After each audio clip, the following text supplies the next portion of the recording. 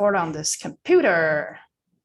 So it's Laura, would you let me know if we're live? Yes, we are live. We are live? Yes, we are. Are we live everywhere? Yes. All right, let's admit folks. I just admitted them. That's awesome.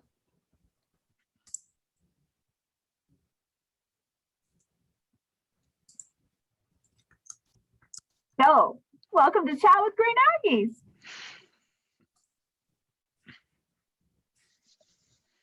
All right, Paul, why don't you be the, I'm the tech host. Why don't you be the content host with Laura?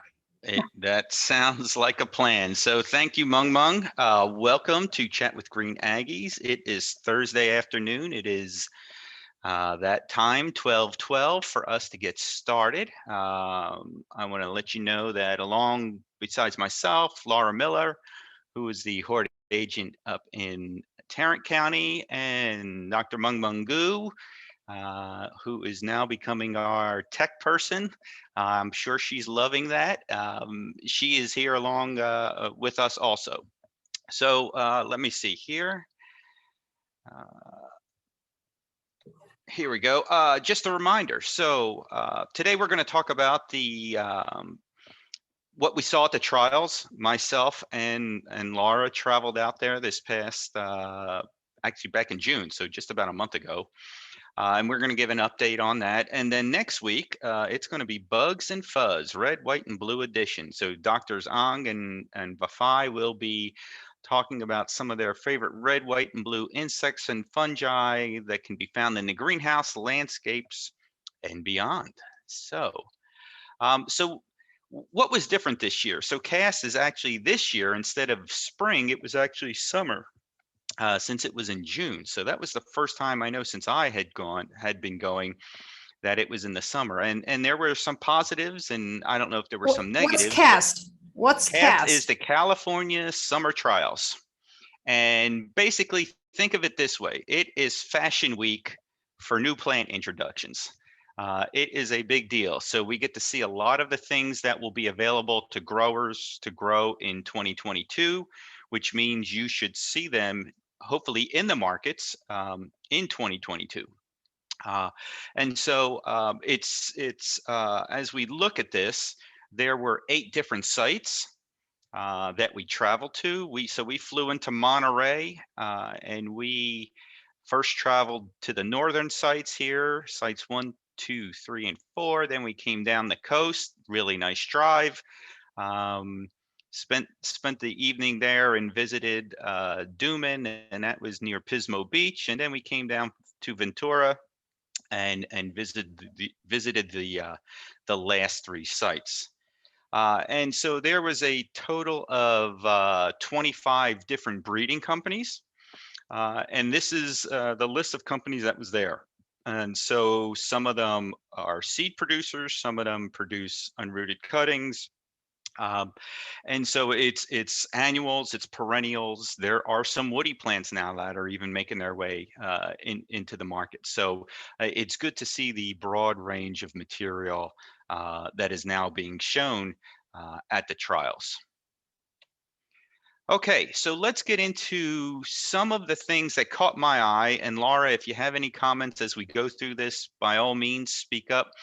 These first several slides are more from a production point of view. So if you're a grower and you've got, you're growing some of these things, this is something that you might want to consider. And I always look at it from the point of reduced inputs, whether it's say a vegetative item that's now available as seed, if it's something that you can produce without having to apply a plant growth regulator, because that costs money and time.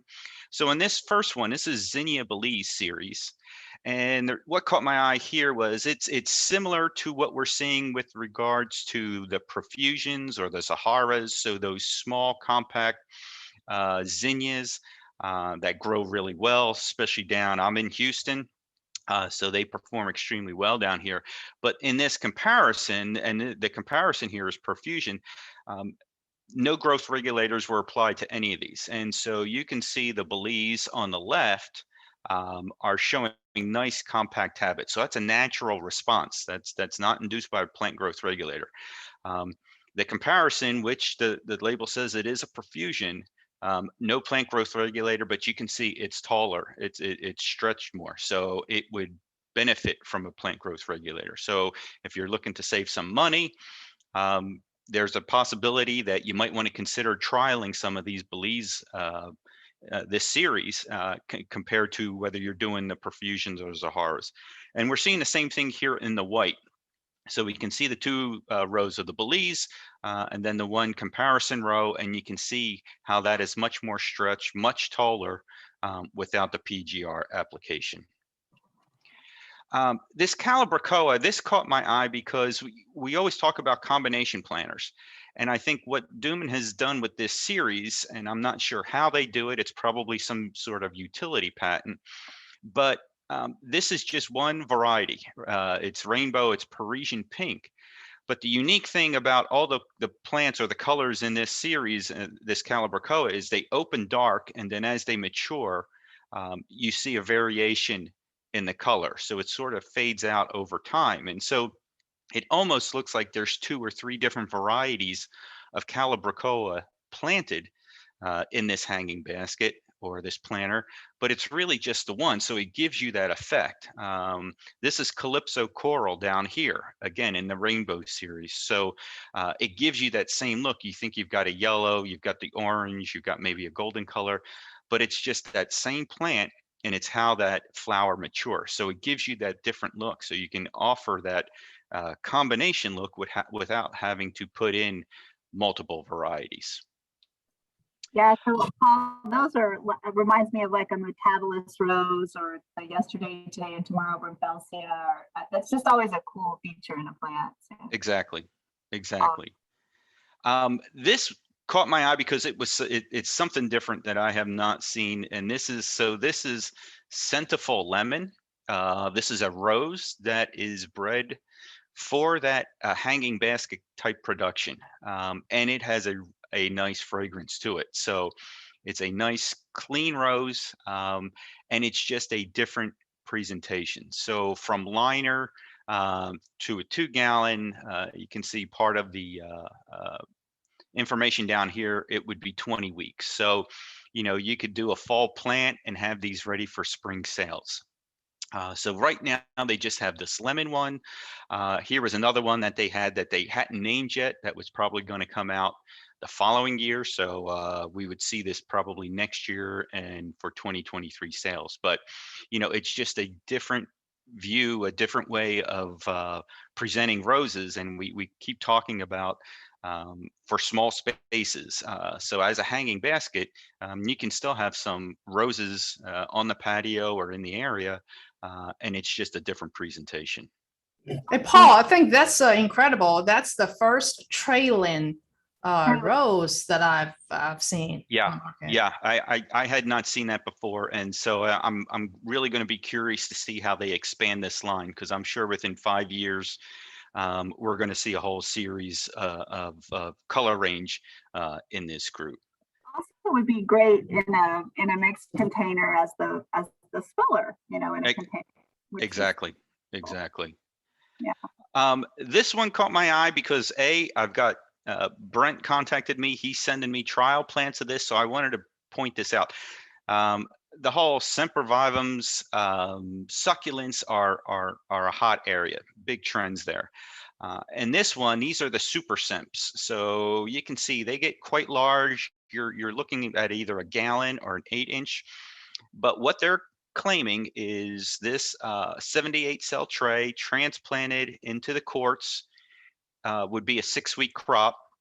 And then you can transplant from the quartz to the gallon or the 8-inch and finish it off because you're probably going to want that price point than what it would be in the quart, is another 6 weeks. I was surprised to hear that they could finish these that quickly. So Brent got samples sent to him. I think he potted some up and he's sending some down to me. So I am going to be curious to see how well these perform, but they don't put out as much of the little pups around the base of it. I'm sure over time they would, but they don't put out those little pups as much. So great colors, great textures, great for dry conditions.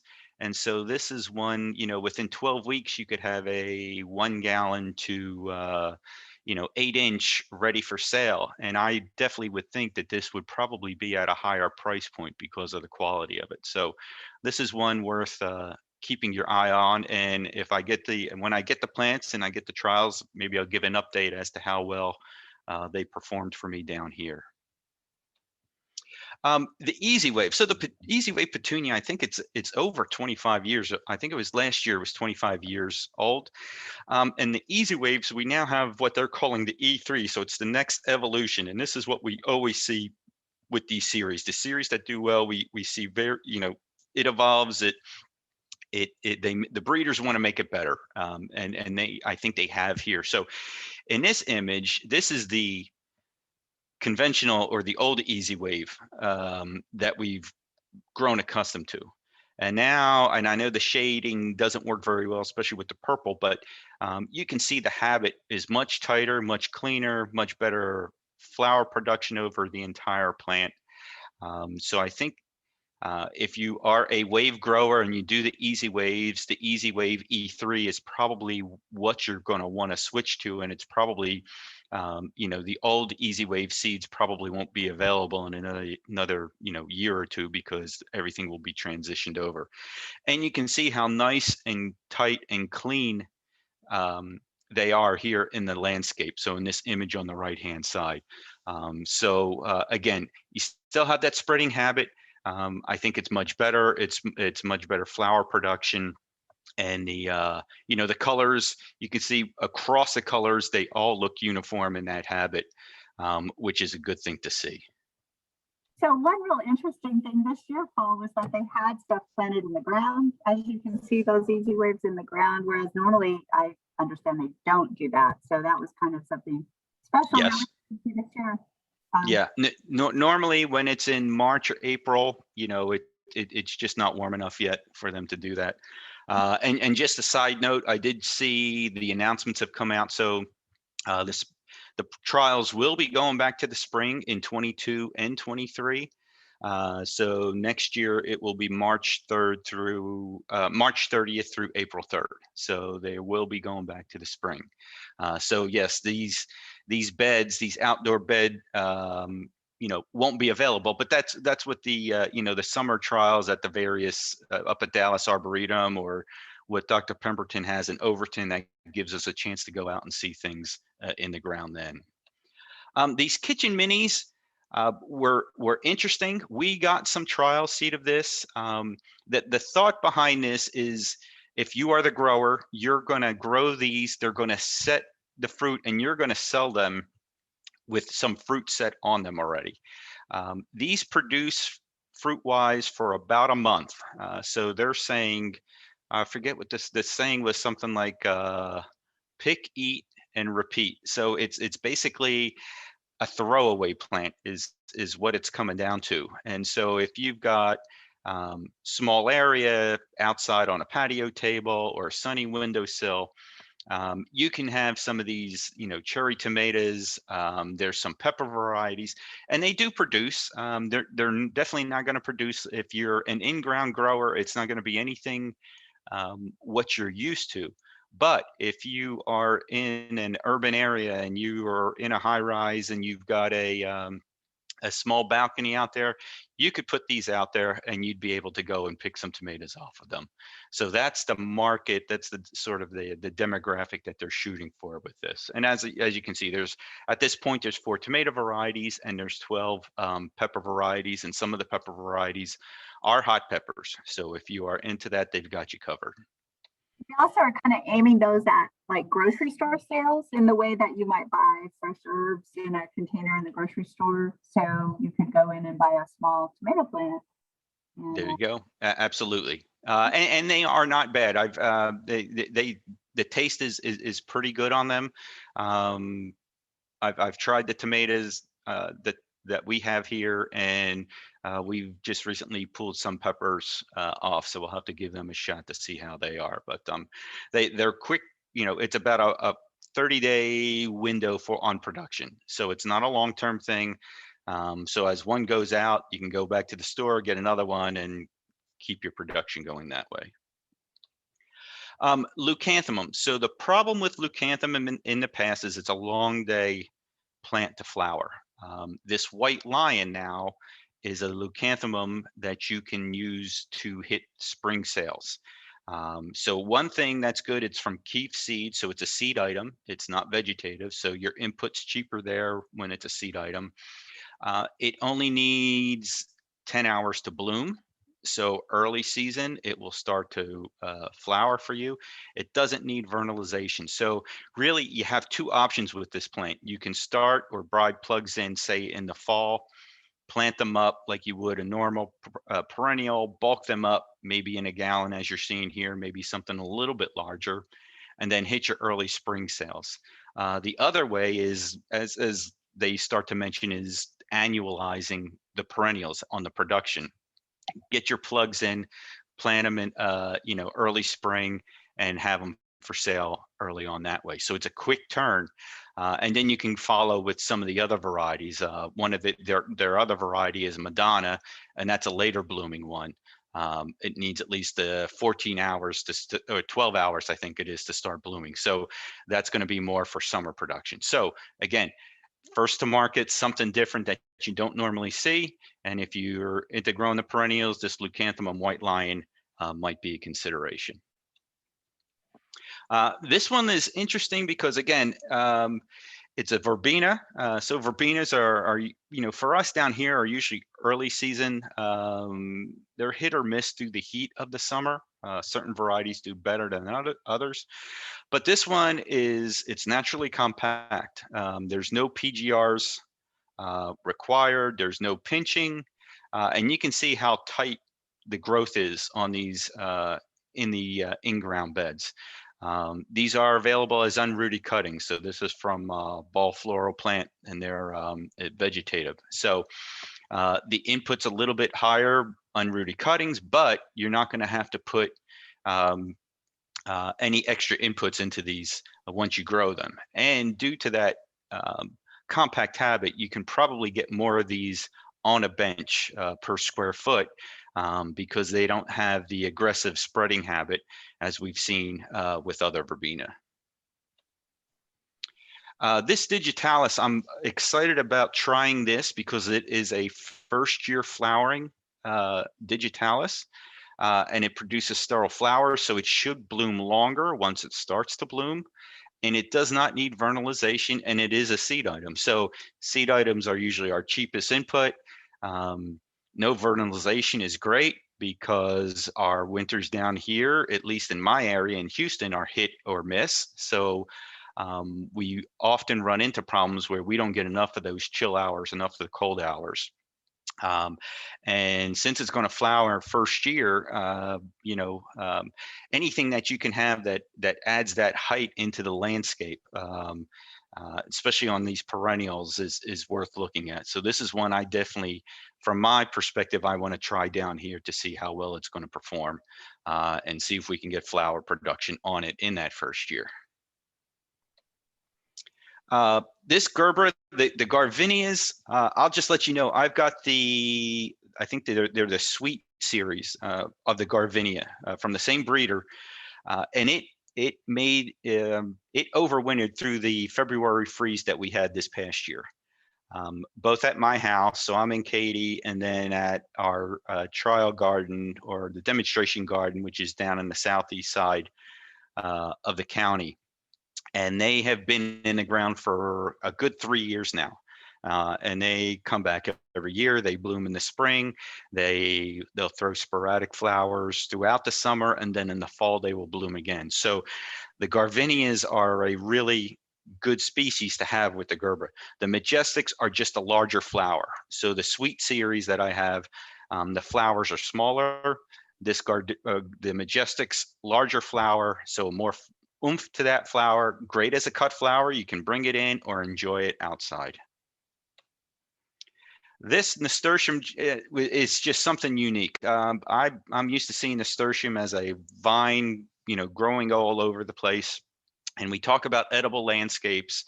And so this is, you can use this as a bedding plant. So instead of pansies or violas, why not line out with this nasturtium? And when we walked into this house, the way the sun was hitting it, these colors looked electric. There's this orange. So if you were growing in Austin, you know, they'd probably sell like hotcakes. They had a red, and I think there was a yellow also. There's a couple other colors, but nice habit. It is a seed item. You can see how uniform they are. And so it's just a different look, a different presentation with this nasturtium. Echibeckia, I haven't trialed this yet, but every time I go, and I usually go like every 2 years or so, they keep adding colors, they keep adding some different combinations to it. So this is an intergenera cross. This is Echinacea and Rudbeckia crossed together, and this is the Summerina series. And I just, you know, some of these, this orange with the dark eye, and this is a new one, I believe, for this year also. And so the number of colors and combinations have improved and increased. In talking to Brent, I think for him in Overton, he gets about, this will sort of perennialize for him in ground for about 2 or 3 years. And then for whatever reason, he may lose it. But he says if he grows it in a container, it comes back year after year, like in a large decorative pot. So this is one that I definitely want to bring some in to see how well it's going to perform for us. But it just gives you a different look. It's a summer bloomer. You know, the pollinators are going to like it. So it's got a lot of positives to it. Say too, Paul, that flower that you've got kind of in the center is probably the single largest flower we saw.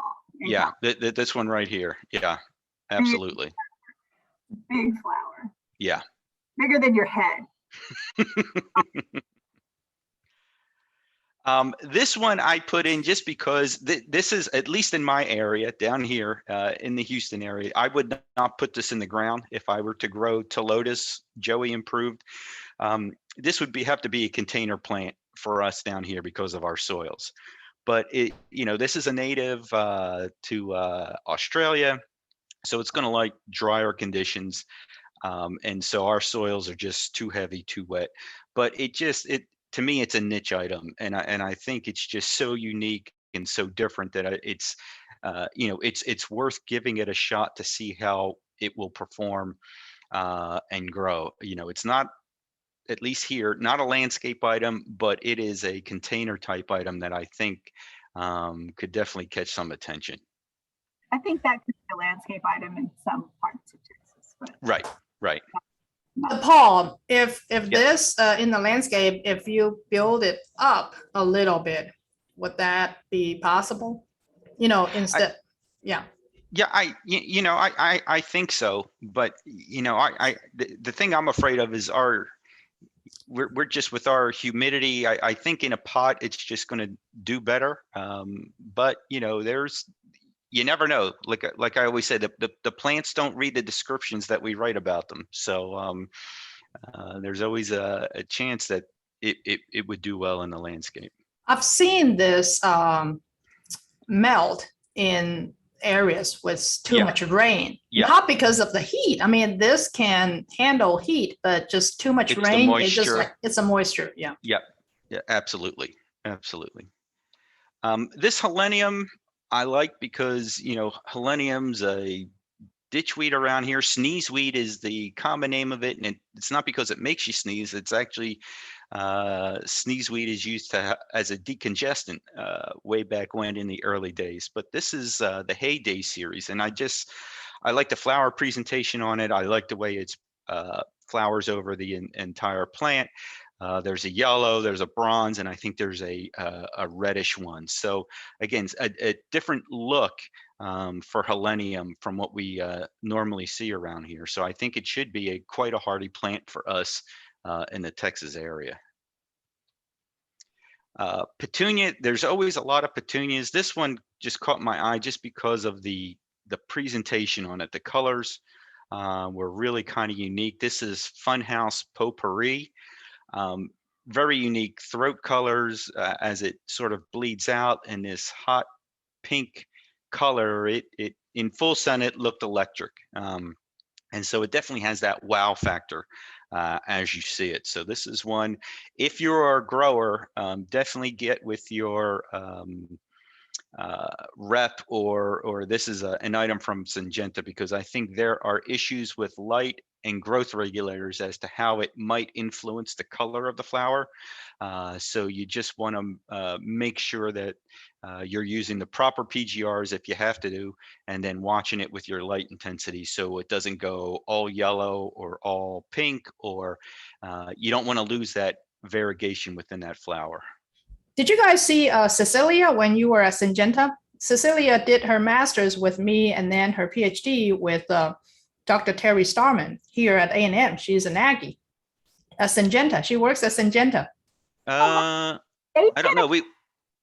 I was going to say they did a great job of trying to find the Aggie everywhere we went. Like almost everywhere we went, we met an Aggie, but I don't think we met Cecilia. No, I don't remember. We met the guy that was in charge now of their sort of their distribution, their logistics. He had his A&M hat on and things like that, but we did not meet her. So maybe I'll alert her next time you guys are going. Well, it was fun to meet so many Aggies. We did have a good time doing that. Yep.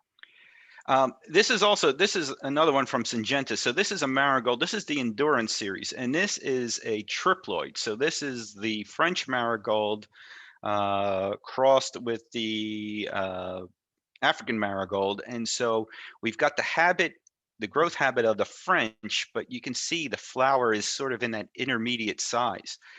There are three colors. We've got the yellow, the orange, and this is what they're calling sunset gold. It didn't show real well when we were there, but the tips of these petals are more of a dark orange, and then you have the golden center on them. And as they open up, you can't constantly see this changing effect on these petals. So it'll be interesting to see how well these perform, because, the French marigolds, usually once we get into the heat of the summer, we start running into some issues with them. We get spider mites down here and leaf miners and some other things. So hopefully we'll be able to get the best of both worlds with the genetics from the two, and we'll see how well they perform in the landscape. If they live up to that endurance name. Exactly. And this is the place, if they're going to be endurable, we'll find out how well they are down here. There are a lot of the large flowering, large leafed begonias. You have the bigs, you have the whoppers, you have the megawatts.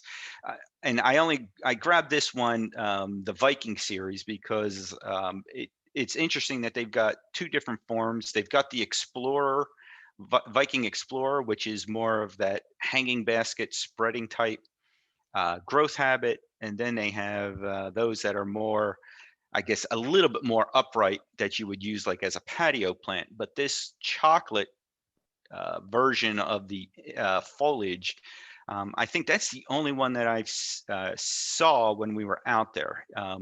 The other ones have the bronze foliage, but this one had a true, that chocolatey brown look to it, which was rather interesting. So these are really quite popular. I mean, all of them were the ones that I mentioned, but this one was unique in showing that chocolatey foliage to it.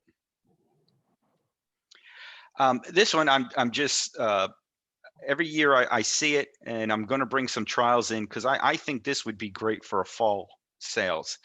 This is Super Cal Petunia. So this is a cross between a Calibrachoa and a Petunia. Calibrachoas give you quite a range in what they offer flower color wise and things like that. And so they're able to bring some of that in with these crosses. And you can see the image down here of just how these colors pop.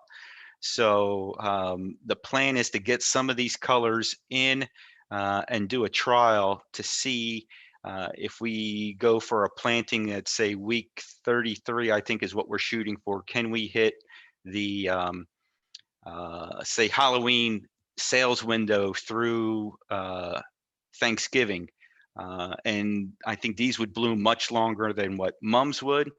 And the colors I think would fall right into that. So that's the plan. We'll see if I can get things lined up and get them here and give it a shot. This Zinnia Profusion is now in this one, this red, yellow bicolor. This is the first bicolor. And so again, this is from Cicada. This is also an all-American selection. So the color is very vivid on it, very, it definitely catches your eye. Same habit as the other profusions. They grow up, they bury their dead, the new growth comes over top. You don't have to deadhead these, and they just have a really great look, great performance in the landscape.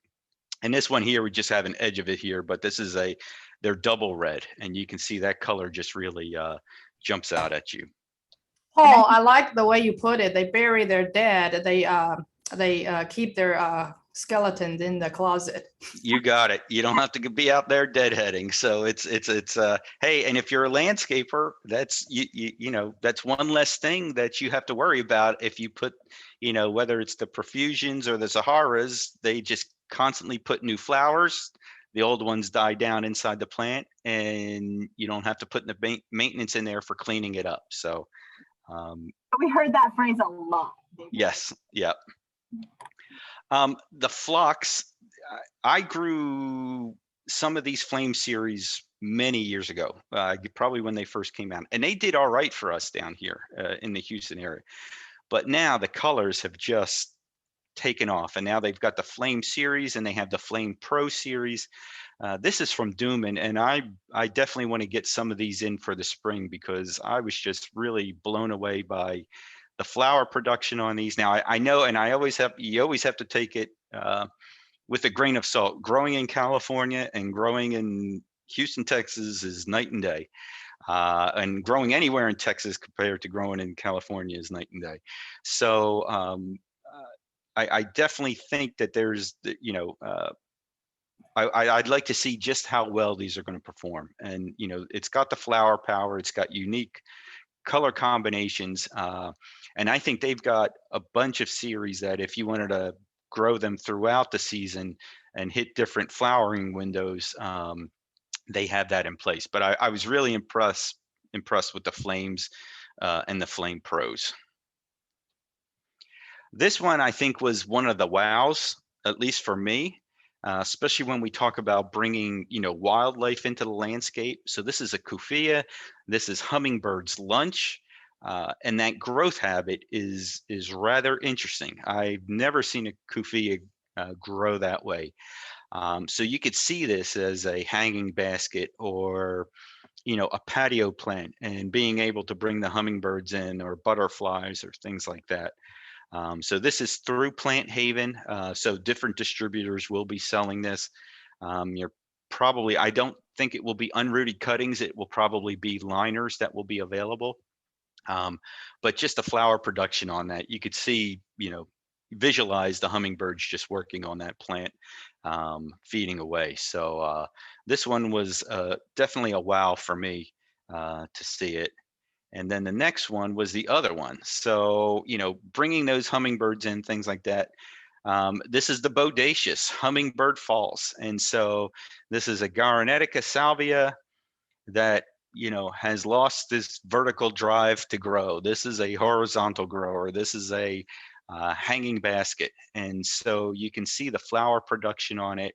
Again, bringing in wildlife, whether it's hummingbirds, whether it's butterflies, whether it's the moths. So again, different looks for some of the plants that we've grown accustomed to.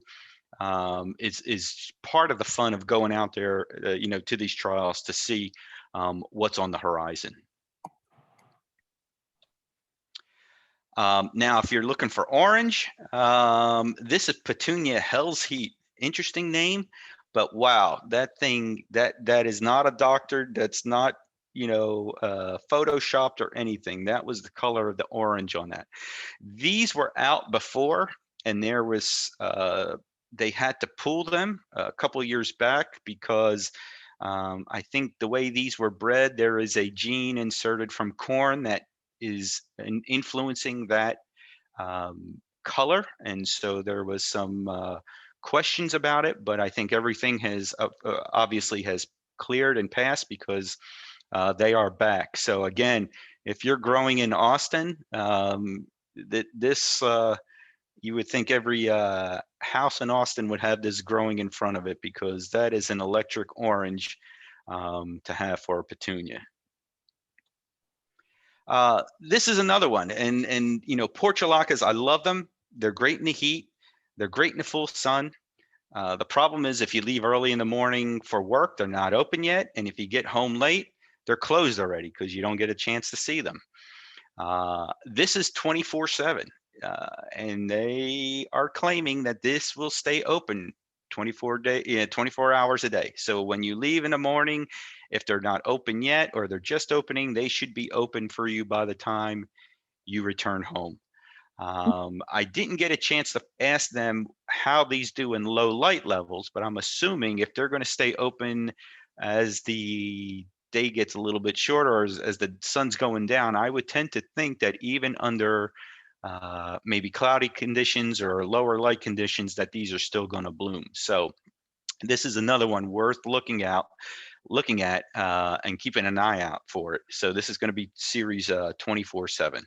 And when you're looking at Portulaca and trying to decide if they're going to stay open a lot, it's like the key is having all those stamens. Like they have the really large numbers of stamens that helps them stay open because they can't close out.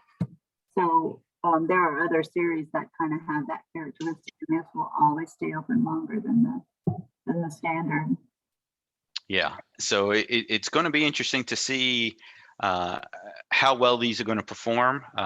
You know, I know they've done field testing with these, but this is another one would be interesting to get here to see and track it to make sure that it does what they're saying it's going to do. This is a Celosia, this Arrabona Red. It's just a single item, but the color on it, you know, we're talking about the red, white, and blues and things like that. This is a flame red, but if you look at the next image, as it's opening up, it's got this orange tinge to it where it almost looks like it's, you know, on fire. So when this is in full sun, you've got a really interesting color combination occurring here. Plant was very sturdy, stems were very sturdy, so I think it's going to ship really well if you're a producer. Once you get it in the landscape, it's going to hold up, especially with, you know, the rains or winds and things like that. So I think overall this is going to be could be a real good plant, both on the production side and in the landscape. The Jolts, the Dianthus, they've been around a while. There's a new color now. They've got this purple. I'm always impressed that this Dianthus blooms in the heat of the summer. And the colors are vivid, so you can enjoy it outside in the landscape. You can cut them and use them as a cut flower. And so this is the 4 colors that they now have in this series. So they continue to, you know, improve it, develop it. But, you know, for the heat of the summer, especially down here in Houston, and to have blooms on it, I'm always amazed. So it's a great plant. Yellow. We saw a couple attempts at yellows when we were on the trials, but this bee's knees, I think, is the cleanest yellow out there. Very strong color. It's not like a chartreuse or has that green in it. You can see on the left here how it looks in the landscape, in the in-ground beds, and then you can see it here in hanging baskets or patio plants and things like that. So again, if you're looking for yellow, you know, for early spring, you know, I could see this you know, flying off the shelves because it is, you know, so unique, and that color just catches your eye and makes you want to grab it and walk out the door with it. Brent did that was his favorite yellow petunia, Brent Pemberton. So he looks at a lot of petunias. Yep. Excellent. Angelonia is great for the heat of the summer. And this AngelMist is spreading. You can use it as hanging baskets. So, you know, when we talk about or thinking about, if you're a grower, you know, how can I package some of these plants together for, you know, bringing pollinators in or bringing wildlife into the landscape? and you're on a patio, you've got that Cuphea, you've got that hummingbird, the bodacious salvia, Angelonia through the heat of the summer will bring those pollinators in. And if you're tight on space, something like this would fit the bill. So it's a new look for Angelonia, and it's just another way of and it's a plant that does extremely well in the heat of the summer. So just a new version of a plant that performs really well. And then same thing with this Lantana Shamrock. So this is sort of that mid-size, more compact, minimal PGR inputs. It is from an unrooted cutting, so you got to take that into account. But again, if you don't want to, you don't have to apply PGRs to these. It's not necessary. And so again, you're minimizing that input. But there's 4 colors in this Shamrock series, and there's others out there that are compact and things like that. But this is one that I gives you a good idea of the overall habit and form. So again, if you're at high density growing and you want to do more per bench, more per square foot on your bench, the Shamrocks might be one that you want to consider. There were some vegetables, so we got to give some love to the vegetables. So this is a pepper. This is candy cane chocolate cherry. That's a mouthful, but the thing that caught my eye was the image here. It's a variegated pepper. So early on, when it's not in production, you get more variegation. And so this is their image from the website. The plant that we saw, or the plants that they had in production, I did not see the variegation as much on it. And I don't know if you were able to catch it, Laura. It had some, but it was definitely not as much as that. Yeah, it was not to this degree. But, again, as we talk about edible landscapes, and so you could have a pepper plant like this before it starts producing that would have some interest in your landscape. It's green and white.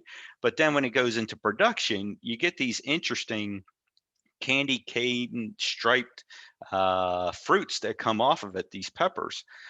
So again, it's fill in different niches, and it's giving you different options in your landscape, or if you're a producer, with regard to having variegated foliage peppers. So something different and something rather interesting. I think this will definitely make the edible landscape, because it just looks so fantastic, from very early on, and then you could harvest and even more beautiful fruits from it. Yeah, absolutely. Absolutely. This is Keith. I just came from Brent's field trials out at Overton, and he had this out there. It is quite an interesting pepper. Variegated foliage, striped fruits, turning all different kind of colors. It's pretty cool. Great. Thank you. Right. Thank you for this, the report directly from Overton by Keith Henson, East Texas Gardening. Thank you, Keith. You're welcome. Mung, you're going to have to give him 50 cents now for that plug. No. I'm going to ask Keith for 50 cents. I'm not giving him. I'm asking him for 50 cents. Is this in the ground or in a container, Keith? They were in the ground. They were in the ground. Okay. Yeah. And that's what, these were harvested from the plants there that were in ground. Yes, they were. And then this was, an image from their website with what it looks like. So, I mean, I saw some variegation in the plant that was in the ground, but not to the degree that, we're seeing there. So, but it is, it gives you interest across, multiple seasons before it goes into fruit production. This Pepe Cornissimo is interesting because it does not produce seed. So it's got these, it is a sweet pepper. It is seedless. It is orange, it is red. But the one thing they didn't tell us when we were there, and then when you go and read the information on the website, is they recommend you not growing this with other seed producing peppers. Because if it if it is cross-pollinated, there is a chance that you will have some seeds in it, not to the degree that, say, the seeded variety was.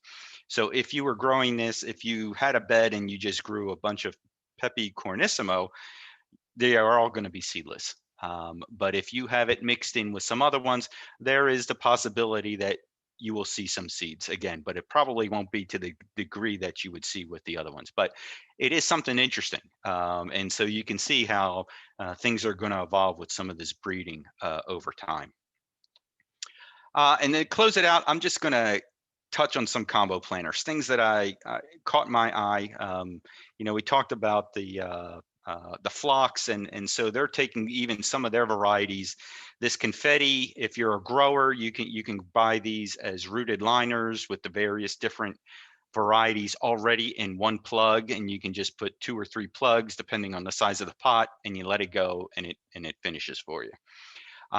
This one I thought was interesting because, you know, we always talk about the thriller, fillers, and spillers. Well, they're using foliage. You know, here's our thriller, here's our spiller, here's our filler, and then they're using just some accent colors, flowers as fillers. So the focus is more on the foliage, and we're just using the flowers sort of as those fillers. So it doesn't always have to be about the flowers.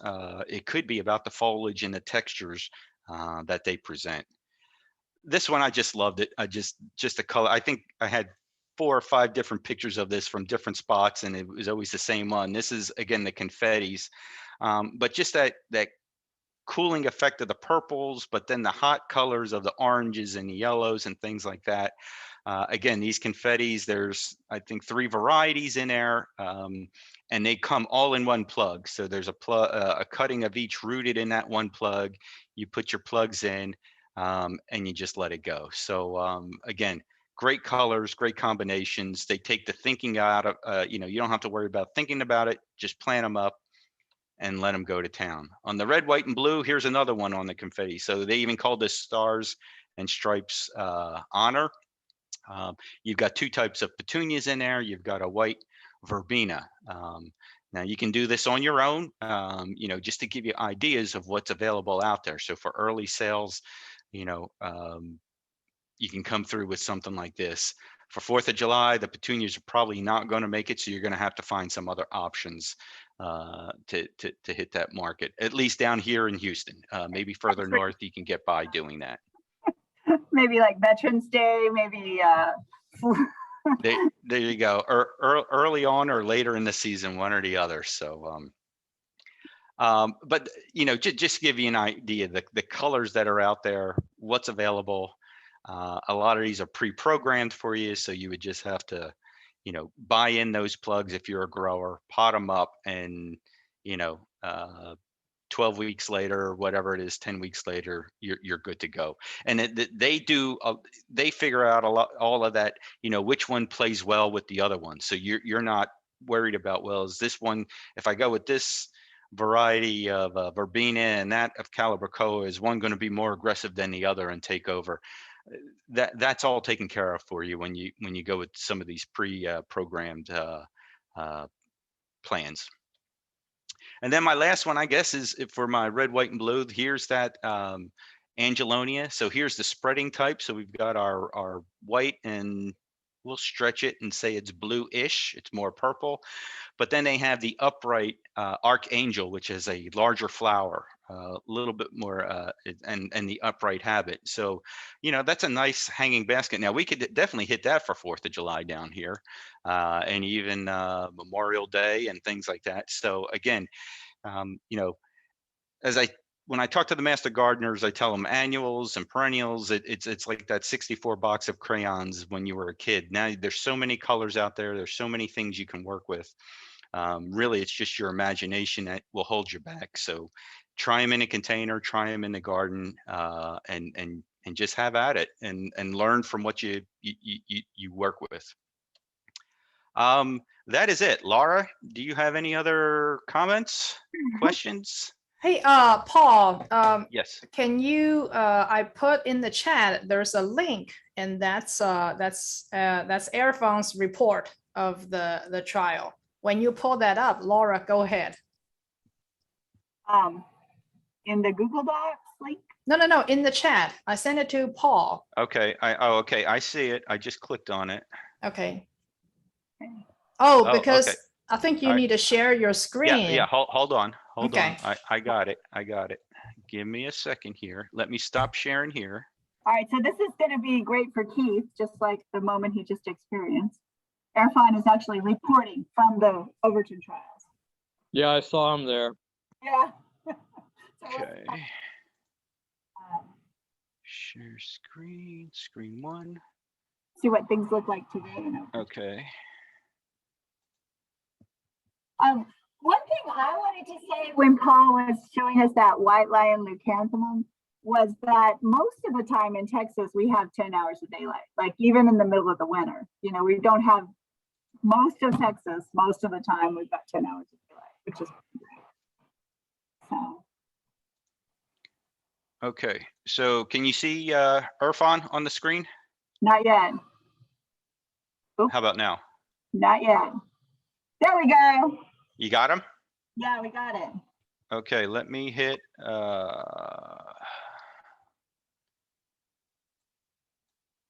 We have here is semi-lavish. The sound. We did not hear the sound. Okay, you ready? Yep.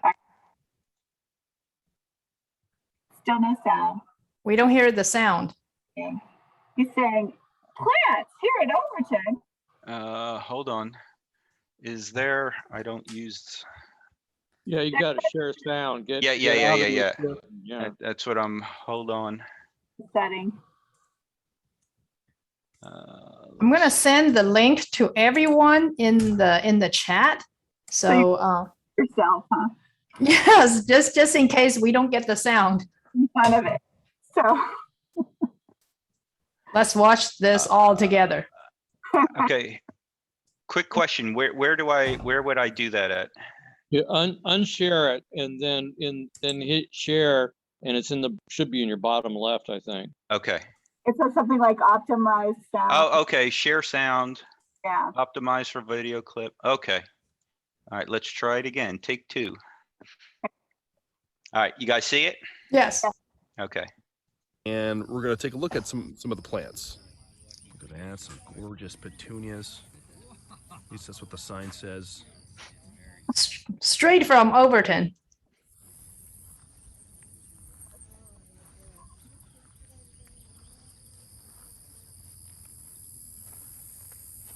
There's not a lot of sound, so I'll just make things up. Look at those basils in the next row. Yeah. Look at he's like insect break. So that's Alyssum there. Getting the trichomoletons.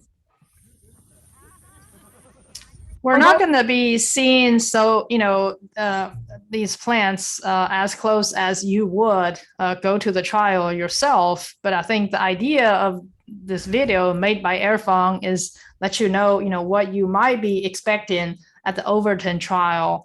And in case you missed it, there's always every year. Oh, Brains behind the operation, Dr. Brent Pemberton for the field day. What can you tell us a little bit about here today? Well, one thing is I'm really happy we're doing it this week and not next week because it's supposed to be really hot. It's actually kind of nice out today. It's not too bad. And so also the field trials later this year than we have in the past. And I think the weather that we've had has been really nice, for development of the plants. We've got a really nice planting right over here of the ornamental sweet potatoes, which is one of our new Texas superstars. And so we have a nice selection of those. You can see the deer fence we had to put up because the deer love them and we're eating them to the ground. But so anyway, we had to do that. And then also things like coleus and the cannas. You can see the cannas right over here, and the coleus down beyond, which they're doing quite well. That's the Canova series that's grown from seed. And then we've got some of the vegetative sunflowers right over here. That you can see the taller ones, and then Denver daisy right here is always popular. We do the flags with the field day for people to make their choices, and that's always popular. And if you kind of hold the phone up, you can see a lot of the zinnias over there, which are also still looking good. We haven't the Marilandica types look terrific, and then The grandiflora types are still looking good. We're starting to see some powdery mildew, but not too bad yet. So very nice. Always a beautiful display, seeing not only butterflies and pollinators, but also some hummingbirds around too, which is really nice. And we'll take a closer look at some of these plants. Thanks. sure.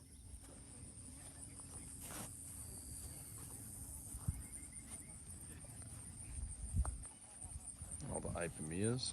These sweet potatoes are terrific weed barriers if they don't get to be eaten by deer. A lot of flags here.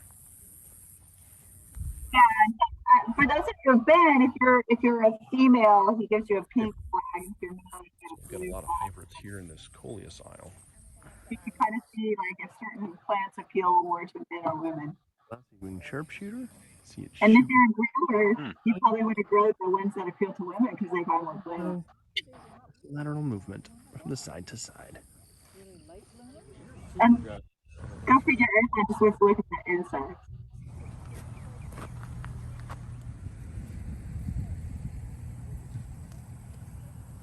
This is the display garden part of the track. It's not the field. I think he also has a lot of perennials in this section.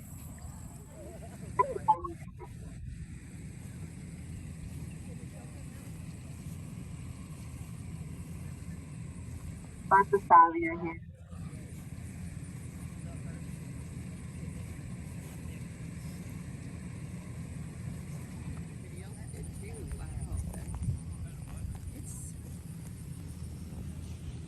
That was just a quick look at the horticultural field day here in Overton. There are a lot of beautiful plants to come look at.